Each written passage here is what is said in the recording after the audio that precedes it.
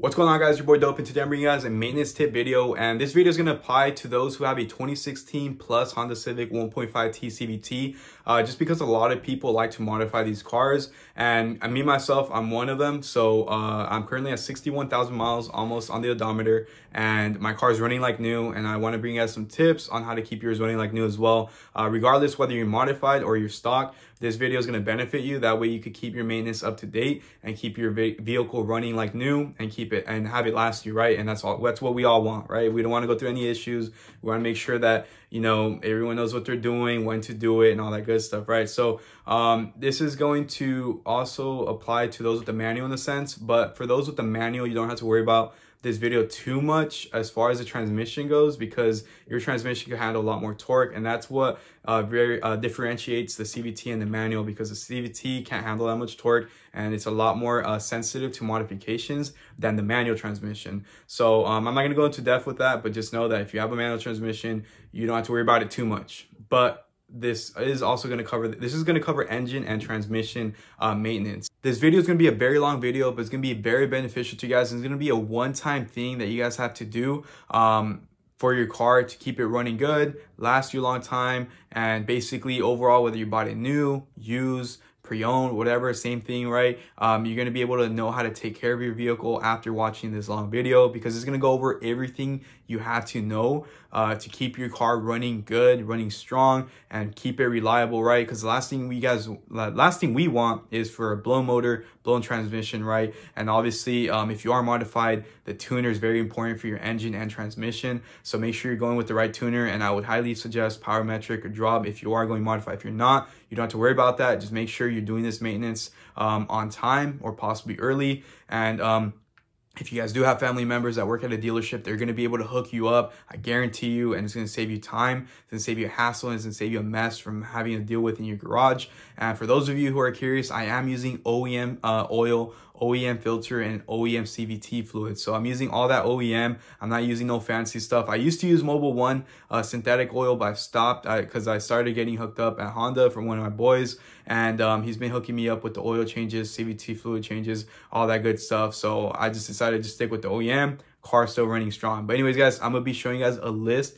of my notes on my iPhone on your screen as you're watching the tip video, so you guys could see, kind of get an idea of what I'm talking about and when to do it and how often to do it. That way you guys kind of get an idea of when to do your maintenance. And also, like I said, if a lot of you guys don't know how to do your own maintenance, just obviously keep track of your mileage, because that's going to be the most important part when doing maintenance on your new Honda Civic 1.5T CVT. But anyways, guys, currently at 61,000 miles almost. My car's running like new. I brake boosted a lot on the car, which I'm highly don't recommend. Also Power Metric, and I believe Drop as well. They both told me you shouldn't be brake boosting on your CVT whatsoever. And I'm gonna be honest with you guys, I've done it a lot, and I've took my car to like plenty of road trips, you know, San Francisco. I've gassed it all up on the hills. I've took it canyon runs like handful of times, took it to Vegas a few times. Like, this car's been everywhere. It's been pretty much for the most part all of California. It's my daily driver. I take it everywhere.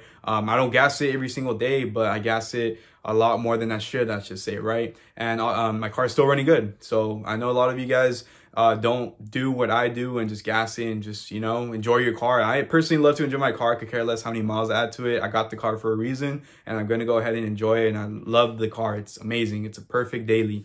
And I want to go ahead and give you guys tips on how to keep it running strong, even though you're abusing it, right? And honestly, guys, the reason I stepped it up and modified it more was because Drob IMW told me, which is one of the best tuners in the Civic community, he told me that they could handle 300 wheel horsepower plus. And obviously that goes with like a bigger turbo, right? And with that bigger turbos, the bigger turbos do for the CVTs is it reduces the torque and increases the horsepower. Since the engine can handle a lot more than the CVT transmission, that turbo basically allows you to push more power without putting that much stress on the CVT, which is one thing I do plan on doing in the future when my stock turbos give out. But for now, I'm just going to stick to full bolt-ons. I believe I'm going to be tuned on E30. But anyways, I did get two tunes, one from Power Metric, one from Drop. From Power Metric, I could rock any blend of ethanol. For Job is going to be E30. And I am going to do two separate videos on that when I do go racing. One using Power Metric's tune and one using Job's tune. That way you guys can see the difference. And then that way you guys can see what you would prefer to buy into if you have the CVT transmission. If you have a manual transmission, guys, either or are solid for you. Power Metric is more for Honda. Job is more for K-Tuner. So at the end of the day, it's all personal preference. They're both very good tuners. They're both reputable. So you guys don't have to worry about reliability when it comes to them because they know what they're doing. I did experience an issue, guys, when I changed my CVT fluid late by like, I think 6,000 miles. I didn't know how to change it at 30K. And I got 2 cars slower, and that's when I was, damn, I got to change the CVT fluid. So CVT fluid is going to be key to making sure you do it either on time or early. Early is going to be always recommended. So CVT fluid, you want to change it around 25 to 30,000 miles. Just so that you keep your CVT running at its peak performance, right? So that's gonna be with that, guys. And then let's go ahead and jump straight into the tips. And also, if you know, it is winter time, so if you guys are interested in getting a hoodie, be sure to check out my Dope Aesthetics merch. Website's gonna be coming soon. And anyways, guys, this is gonna be a quick little outro too. Enjoy the maintenance tip video, and I'll see you guys in the next video. Peace out. All right, guys, so let's go ahead and get into the maintenance tips that I recommend if you drive a Honda Civic 1.5T CVT and it's modified or not modified. So this is going to basically kind of give you an overview on what specific mileage you should do certain things. And I'm currently at 60,880 miles. So it's a substantial amount, and my car is running like new, pretty much running like as good as new, guys. So if you follow these tips, your car will be running just good as new as well. One key thing before I get into the maintenance, I do brake boost a lot, and I have been brake boosting since I got modifications on my car. So that's one thing that Power Metric and obviously Job told me not to do because that causes a CVT to slip. And I get it. However, whenever I would race, one key tip is that I would always race in cold weather, which was always below 65 degrees Fahrenheit or less. I'm not sure how much that is Celsius, but you guys could probably research that. And that's one key thing that I will always do to keep my CVT cold and keep it cool, prevent it from overheating, because I don't have a CVT cooler kit, right? So I'm not going to be brake boosting anymore because I'm going to be full bolt-ons, E85 tuned. So basically, since I'm going to be pushing a lot more power, I really don't want to risk brake boosting and giving it that extra power that it probably won't be able to handle. And also, not only this, I don't really slip anymore either because the tires don't slip anymore, which is one thing that would really mess with your transmission too if you have really bad tires. And that's one thing you probably want to upgrade to is your tires. That way prevent that slippage and it just goes whenever you honk out that roll race or whatever. So anyways, guys, let's get straight into the maintenance. So maintenance, guys, maintenance number one is obviously going to be that CVT, since a lot of you guys have been asking me, you know, your brake boosting, how's it running? When do you, like, what do you have on it that's keeping it good, blah, blah, blah. So CVT, guys, tip number one, it's going to be, change your CVT fluid if you are modified every 25 to 30,000 miles. So that's to say that you're modified, right? Because here's my experience, guys. So my experience was that when I changed my CVT fluid for the first time, I think at 38,000 miles, my car got 2 cars slower. I was getting gapped. It really wasn't going anywhere. I thought I was doomed, right? But no, I changed the fluid and it was good as new again. And then I started racing again. It's good. It's been good ever since. And that was 22,000 miles ago, right? And then, what was that? Yeah, 22,000 miles ago, right? So anyway, that's one key thing that I recommend is changing the CVT fluid every 25 to 30,000 miles max if you are modified. If you're not, I believe it lasts you about 60K miles. So, but obviously check it frequently if you can. That way you make sure it's good to go. But otherwise, it's always better to do the maintenance sooner than later, obviously, right? So that way the internals of the transmission don't, you know, corrode or they don't mess up or whatever. Anyway, so that's key tip number one. Key tip number two is going to be race. If you are racing in high heat conditions, obviously you got to be cautious about that because it could potentially overheat the CVT and cause it to fail, right? But me, I always make sure to race in lower heat conditions. So if you do have a CVT cooler, which I think PRL discontinued it, but if you could get your hands on one, that'll help if you are racing in high heat. Me personally, I like to race at night, so I don't really have to worry about that, right? Anyway, so that's that. Another maintenance, guys, is get into the engine. Engine is going to be same thing with the spark plugs. They could last up to 100,000 miles if you're stock. So if you're stock, you're looking at like, you know, maybe check them at 60,000 miles, right? But if you're modified, and especially if you're on 85, they're going to be, you know, being eaten up a lot sooner, so they're going to fry a lot more, right? So you're going to be looking at changing those every 25 to 35,000 miles. It's all up to you. Last time I changed mine was 36,000 miles. Last time I changed my CVT fluid, well, the first time I changed my CVT fluid actually was at 36,000 miles, I believe. And then I changed it recently at 58,000 miles. So that's about a 22,000 mile increment. But I did it because I knew I was going to go full bolt-ons, right? And then the spark plugs, last time I did them was 36,000 miles. So they're going to be due soon. But I'm going to be doing a whole video on that, on how to install it, how to adjust the gap. Because I didn't know they had to be a gap. But I'll go into detail on that video, which will be listed in the description when that video is uploaded in the near future. But anyway, so that's one thing you want to look into too. If you are modified, change them maybe 25 to 35,000 miles max. And that's that. Obviously oil guys, I change it every give or take 3,000 to 4,000 miles. They could last up to 6,000 miles if you're just driving regularly, not racing. So every 6,000 miles is usually the recommended amount for synthetic, full synthetic 020 oil right there. And I use OEM oil. I use OEM CVT fluid for those of you curious. I used to use Mobil 1 full synthetic on my car, but I got one of my buddies, Brandon, that hooks me up at Honda, and pretty much I just stick with doing my maintenance over there.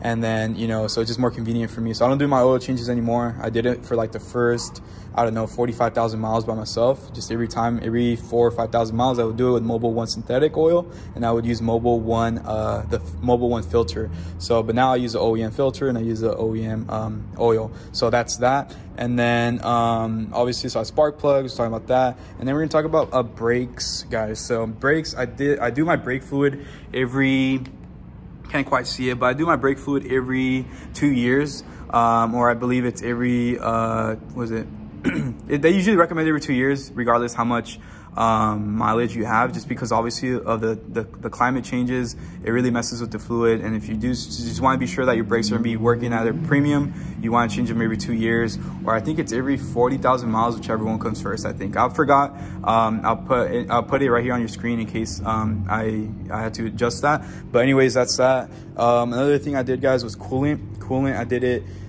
I believe at 40 something thousand miles.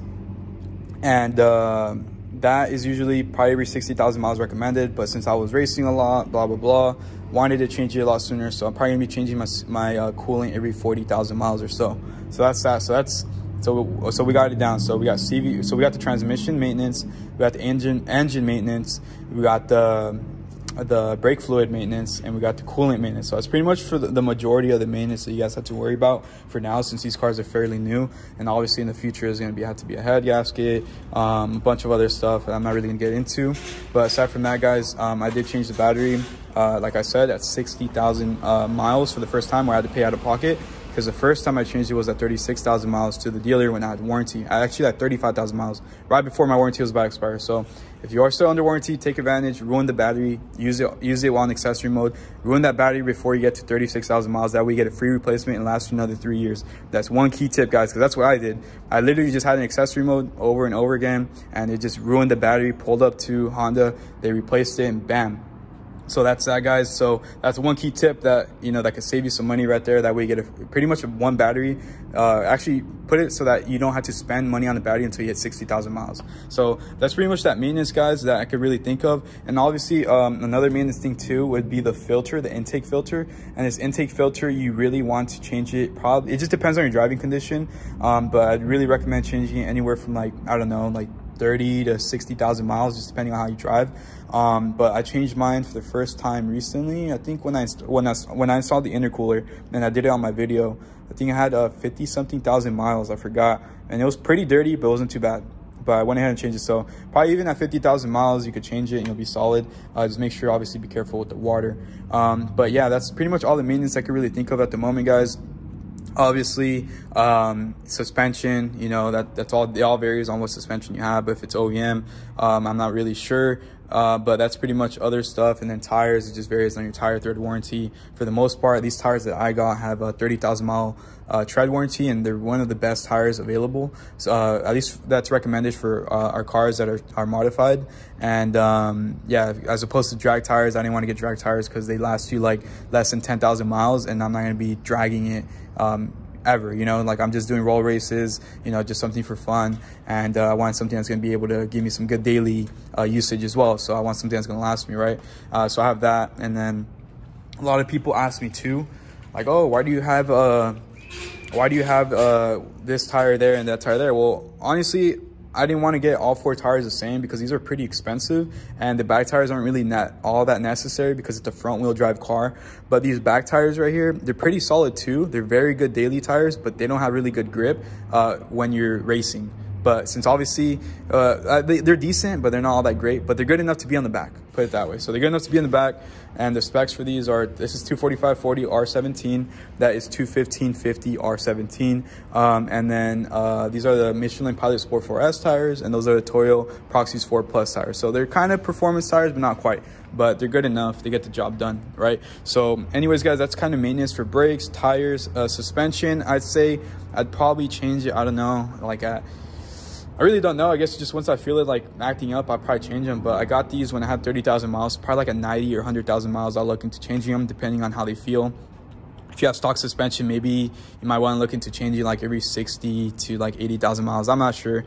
But anyways, guys, I just kind of want to give you guys an overall maintenance tips on just like the important stuff, which is obviously your engine, your transmission, and everything else is just extra. But yeah, guys, so that's a quick overview on maintenance tips, because a lot of you have been asking me what I'm doing for my maintenance. So that's that. And one other thing I forgot to mention too, guys, obviously when you're rocking E85, you got to use ethanol fuel injector cleaner. Every oil change, I highly recommend it. Just put, I think it's 2 ounces of it. It's on the bottle, I'm not sure exactly how much it does, but do an ethanol fuel injector cleaner. Or even if you're just on 91, rock fuel injector cleaner every single oil change. And I can't stress that enough. That way your injectors maintain themselves clean and your engine runs pretty much good as new every single time. And that's about it for the maintenance, guys, that I could really think of across my head. Otherwise, I just put everything on the screen in case I did forget a few other things. Cabin air filter, I recommend to change it every 10 to 15,000 miles if you are using an AC, because otherwise it'll smell like ass.